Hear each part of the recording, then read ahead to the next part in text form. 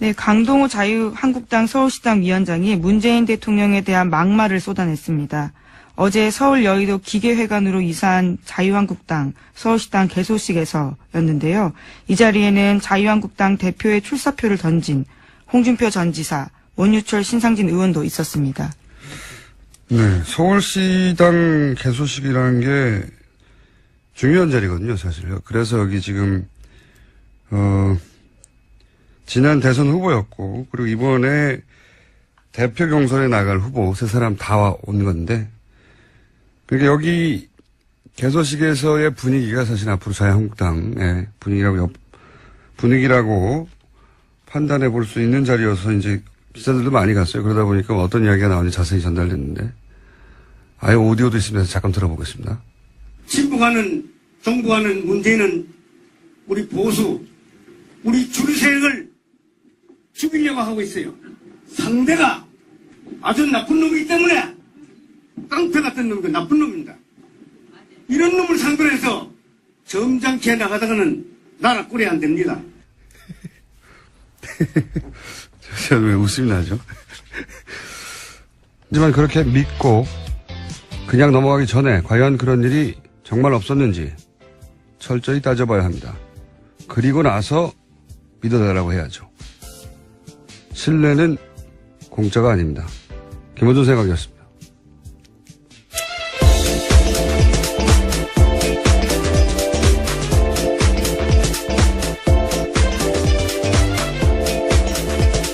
시사인의 김은지입니다. 네, 어제는 하루 종일 이 오후에 고 백남기 씨 사건 관련해서 기사가 많이 쏟아졌죠? 네, 어제 오후 2시에 기자회견이 있었습니다. 오늘은 이제 경찰 입장 발표가 있다고 하고. 자, 오늘 뉴스부터 짚어보겠습니다. 뭐가 있습니까?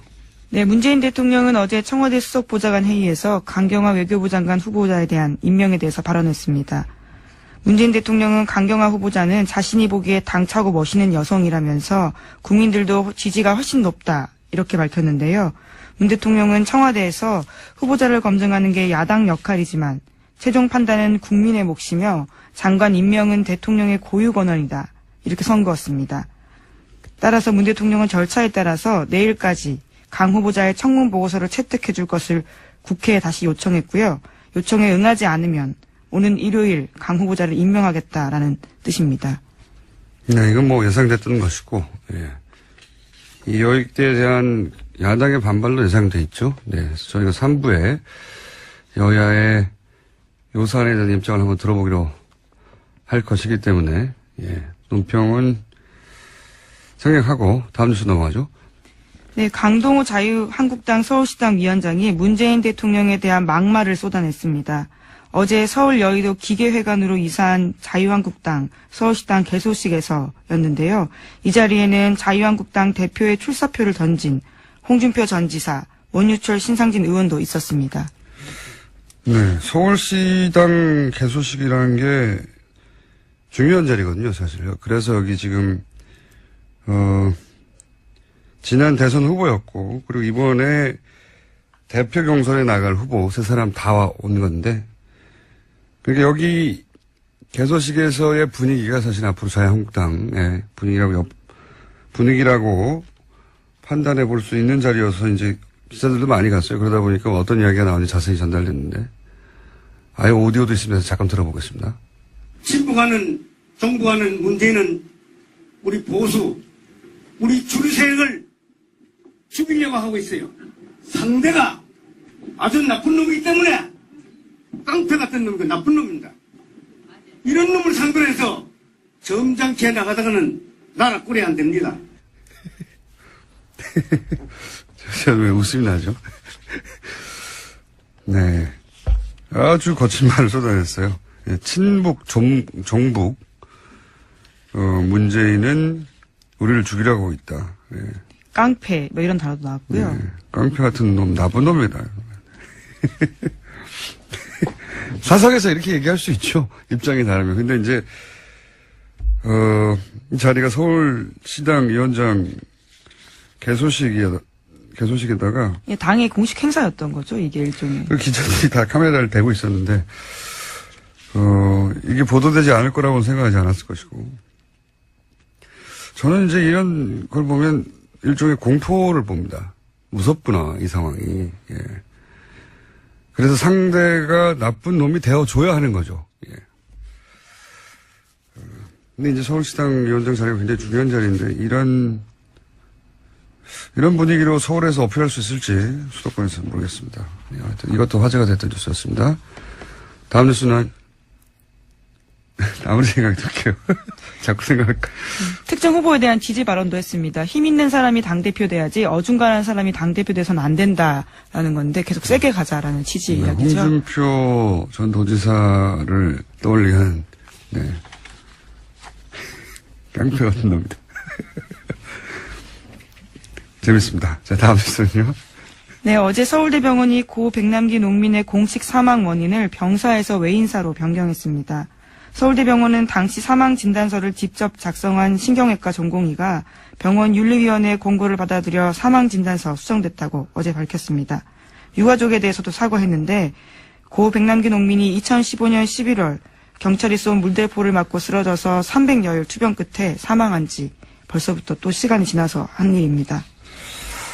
서울대는 대략 제가 그 발표를 듣기로는 3가지 정도로 입장을 정리했더라고요. 하나는 이게 이제 전문적 견해차처럼 정리를 했어요. 그러니까 당시 지도 교수, 주치의 백선아 교수. 그렇죠. 예, 그 교수의 입장과 다른 전문가들 입장이 다른 상황이었다. 그러니까 전문적 견해가 부딪히는 것처럼 정리를 했고. 네, 여전히 백선아 교수는 병사 의견 고수하고 있다고 합니다. 네.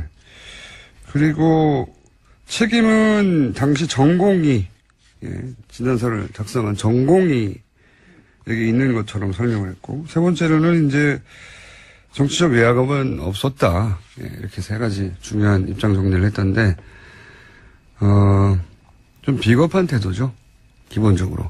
마치 전문가들끼리 의견이 충돌했을 뿐이다. 다른 건 아무것도 없다. 이거거든요. 예. 그렇게만 생각하기에는 석연찮은 구석이 너무 많죠. 특히 이제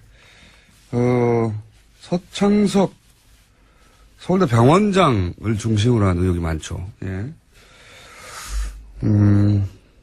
우선은 청와대 주치를 하다가 이제 사임하고 서울대 병원장이 된 이례적인 과정을 통해서 연정이 됐는데, 근데 이 과정 처음에는 몰랐죠. 근데 최순실 게이트 터지고 나서 보니까 최순실 씨와 인연이 깊은 이임순 춘천향대 교수에게 말을 듣고 이 자리에 갔다는 거. 네, 추천받았다라는 거죠. 그러면서 당시 그것이 대통령의 뜻이었다라고 했다고 하죠. 그러니까 서울대 병원장이 되는 과정 자체에 최순실 씨와 연결되는 인물을 통해서 대통령의 뜻이라며 원정이 됐어요. 예. 이거 자체가 굉장히 이례적이고, 대통령이 왜 자기 주치를 굳이 그 시점에 서울대 병원장으로 보냈는지 의문이죠. 굉장히 의문이었는데, 연결 포인트들이 있습니다. 포인트들이. 보면 그 자리를 가고 나서, 원장이 된 후에 태순실 씨가 단골로 드나들던 성형 의원, 비선 의원, 김영재 원장요. 김영재 원장을 자격이 안 되는데 서울대 강남센터에 진로이사로 선임한다든가. 그리고 외래 교수였죠. 예. 그리고 김영재 씨 가족 회사인 YJ콥스였던가요? 네, 실을 만드는 회사였습니다. 성형실이요. 예. 서울대병원에서는 쓰지도 않는 실인데, 그 실을 납품 받았고, 말하자면은, 그리고 최순실 씨는 김영재 원장을 통해서 해외에 진출하려고 하는 단순히 그 병원 하나가 아니라 어떤 미용센터를 중동이나 중국에 진출시키려는 노력을 하죠. 예, 그 절정이 외교 인사 왔을 때 병원에 데리고 간 거였죠. 그렇죠. 덩샤오핑의 딸요. 근데 김영재 씨 병원 자체가 워낙 규모가 작고 병원이 아니라 의원이었죠. 네. 그런데 거기 권위를 싣고 그리고 매출을 올리고 소위 이제 믿어줄 만한 대중이 인정을 해주려면 서울대가 필요했던 게 아닐까 하는 추정을 해볼 수 있는 거죠. 예. 그런데 그 자리에 믿을 수 있는 사람이 가야지. 서울대병이라는 곳이 만만한 곳이 아니죠.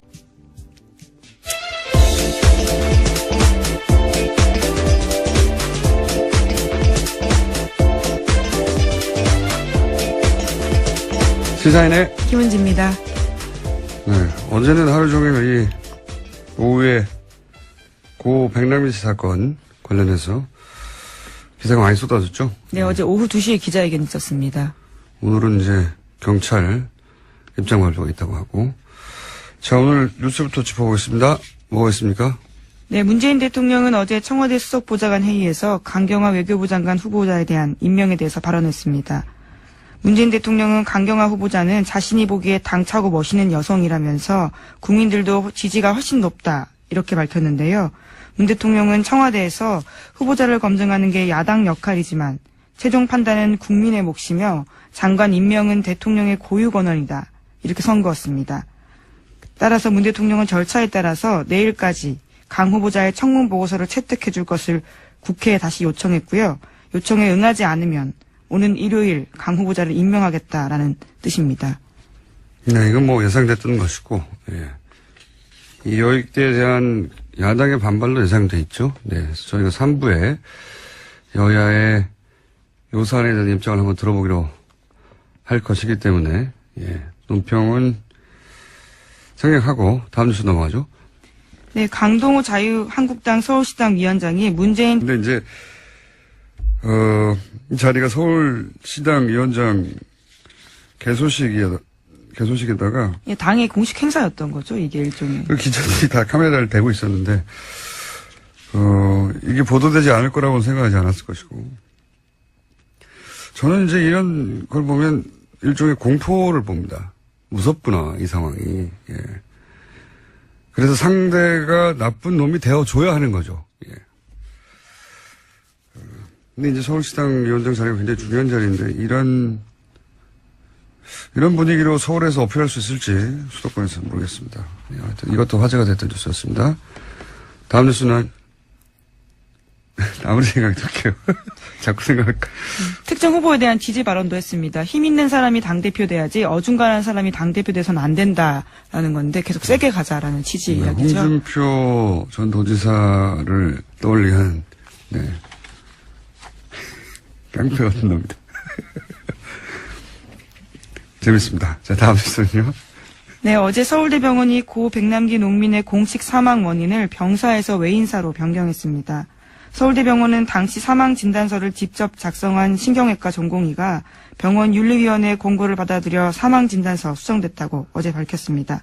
유가족에 대해서도 사과했는데 고 백남기 농민이 2015년 11월 경찰이 쏜 물대포를 맞고 쓰러져서 300여일 투병 끝에 사망한 지 벌써부터 또 시간이 지나서 대통령에 대한 막말을 쏟아냈습니다. 어제 서울 여의도 기계회관으로 이사한 자유한국당 서울시당 개소식에서였는데요. 이 자리에는 자유한국당 대표의 출사표를 던진 홍준표 전 지사, 원유철 신상진 의원도 있었습니다. 네, 서울시당 개소식이라는 게 중요한 자리거든요, 사실요. 그래서 여기 지금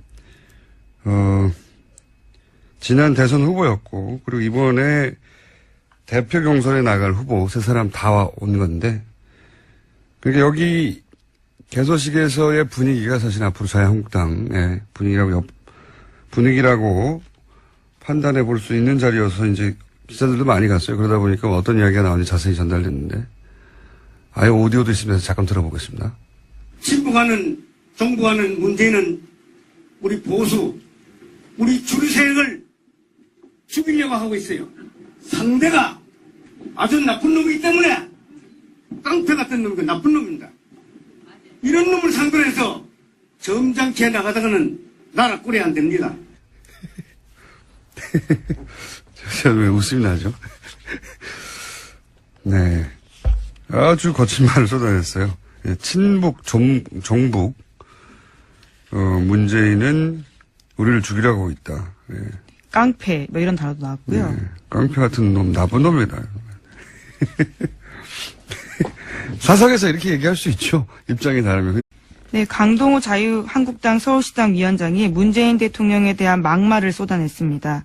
어제 서울 여의도 기계회관으로 이사한 자유한국당 서울시당 개소식에서였는데요. 이 자리에는 자유한국당 대표의 출사표를 던진 홍준표 전 지사, 원유철 신상진 의원도 있었습니다. 네, 서울시당 개소식이라는 게 중요한 자리거든요, 사실요. 그래서 여기 지금 지난 대선 후보였고, 그리고 이번에 대표 경선에 나갈 후보 세 사람 다 온 건데, 그러니까 여기 개소식에서의 분위기가 사실 앞으로 자유한국당의 분위기라고 판단해 볼 수 있는 자리여서 이제 기자들도 많이 갔어요. 그러다 보니까 어떤 이야기가 나오는지 자세히 전달됐는데, 아예 오디오도 있으면서 잠깐 들어보겠습니다. 친북하는 정부하는 문재인은 우리 보수, 우리 줄세를 죽이려고 하고 있어요. 상대가 아주 나쁜 놈이기 때문에 깡패 같은 놈이고 나쁜 놈입니다. 이런 놈을 상대로 해서 점잖게 나가다가는 나라 꼴이 안 됩니다. 제가 왜 웃음이 나죠? 하지만 그렇게 믿고 그냥 넘어가기 전에 과연 그런 일이 정말 없었는지 철저히 따져봐야 합니다. 그리고 나서 믿어달라고 해야죠. 신뢰는 공짜가 아닙니다. 김호준 생각이었습니다. 한 일입니다.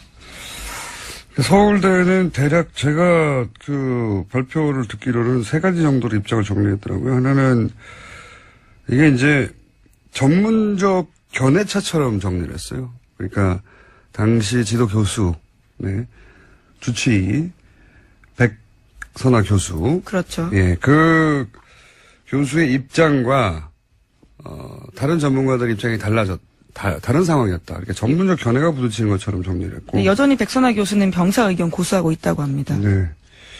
그리고 책임은 당시 전공의, 진단서를 작성한 전공의에게 있는 것처럼 설명을 했고, 세 번째로는 이제 정치적 외압은 없었다. 이렇게 세 가지 중요한 입장 정리를 했던데, 좀 비겁한 태도죠. 기본적으로. 마치 전문가들끼리 의견이 충돌했을 뿐이다. 다른 건 아무것도 없다. 이거거든요. 예. 그렇게만 생각하기에는 석연찮은 구석이 너무 많죠. 특히 이제 서창석 서울대 병원장을 중심으로 한 의혹이 많죠. 예. 우선은 청와대 주치를 하다가 이제 사임하고 서울대 병원장이 된 이례적인 과정을 통해서 연정이 됐는데, 근데 이 과정 처음에는 몰랐죠. 근데 최순실 게이트 터지고 나서 보니까